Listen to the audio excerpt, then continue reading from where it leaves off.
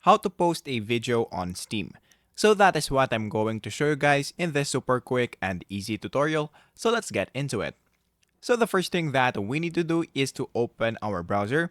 So for this one, we're going to use our browser, not the Steam apps, since it will only work on the Steam website. So what we're going to do next is to just search for Steam and then just log in into your account, of course.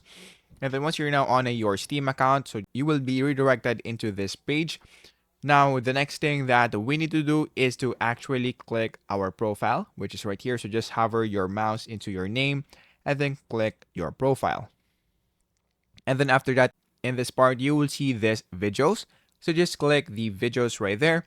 And then what we're actually gonna do is to link our YouTube account, since Steam doesn't have a feature wherein you can actually upload it directly from the Steam.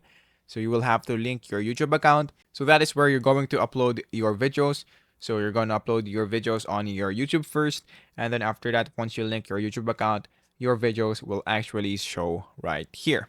So just click link YouTube account right there. And then click access your YouTube videos. And then after that, just choose your account right here. So I'm just going to choose this one right here, of course.